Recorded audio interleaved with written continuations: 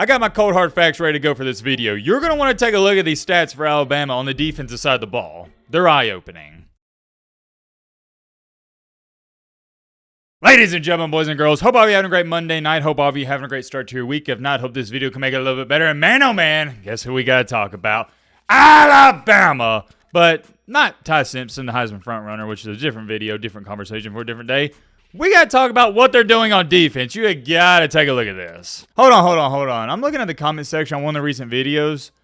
What is this? Matt B. Great Jr. And he writes, Dad? Question mark. This piqued my interest because I noticed the profile picture was me. I wanted to get a better look at it, so I clicked on it. And yeah, it is me. What is this AI-generated photo?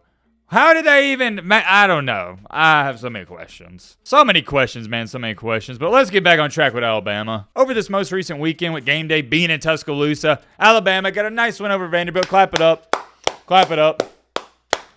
I wouldn't go as far as you saying it was an impressive win over Vandy, but it was a good one. Took care of business, did what you needed to do. I thought the offense was good. I thought the defense was even better. We'll talk about them in just a second. Ty Simpson, he was great. The only knock I have on Alabama is we have got to be better in the red zone, but I think it goes on being said. We kicked 3 field goals. We can't settle down there. We got to get touchdowns. On the bright side, and I know kickers never get love for making the short ones, but shout out to Connor Talty for bouncing back after missing the 47, 48-yarder early in the first quarter. He made the next 3, and those are big. Kicking under pressure, and especially kicking Alabama, not an easy thing to do, and it's especially not easy after you miss your first one. It's a mental game. He responded well. Glad to see that. Ryan Williams, it looks like he's getting back on track. Jeremy Bernard, we already know he's the best wide receiver on Bama. Isaiah Horton, Brooks, wide receiver corps, one of the best in the nation, if not the best. I go on and on about the offense. Ryan Grubb, he's doing a fantastic job. What we're going to talk about in today's video is the defense. They are finally, and I've been waiting to make this video for years,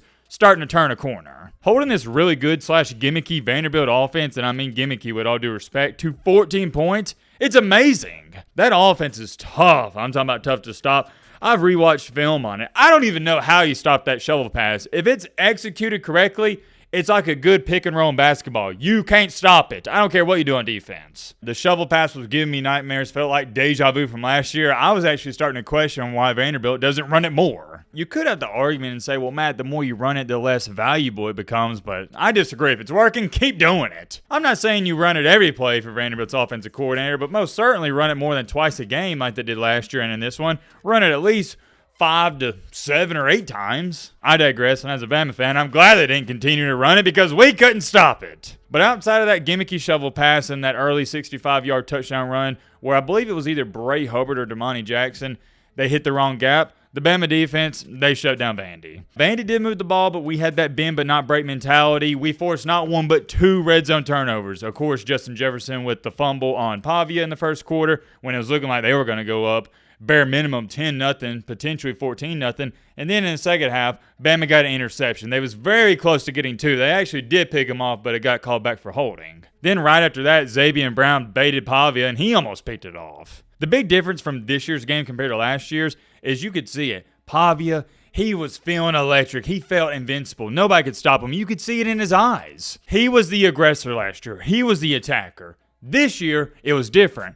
Alabama's defense was the attacker, was a hunter. Pavia was the hunted. He looked like a deer in headlights. Whenever the camera would pan over to him when he was getting ready to take a snap, he looked scared. Last year he didn't. He had that swagger and moxie to him pre-snap. In Tuscaloosa, Alabama, you didn't see it. Sure, before the game, he was talking his talk. He was bobbing his head, listening to the music, feeling himself. But when it was time for the game to be played, he wasn't doing any of that. That, dare I say, braggadocious personality, it flew out of the window. And it's because he knew, oh, crap. Yeah, this team's ready for me this year. It ain't going to be as sweet as it was last year, and it wasn't. I've been extremely hard on him. Kane Womack, I'll give a nice little golf clap to him. Heck of a job. What I am so impressed about with this Kane Womack defense, even though I haven't been a big fan of his, like I said, is how they adjusted in the second half. Alabama, for the first time since Saban has left on the defensive side of the ball, made an adjustment after halftime. That is why Nick Saban's the greatest of all time. As a Bama fan, you knew if you were struggling the first half, say, all right, let's just get to half, because Saban, he'll make halftime adjustments. That's why he's the GOAT. DeBoer's teams haven't been too great at doing that, especially not on the defensive side of the ball. But Kane Womack took away the run in the second half. At halftime, Vanderbilt had 126 rushing yards. You know what they finished the game with? 133. You don't got to be a rocket scientist to figure out 133 minus 126 is 7.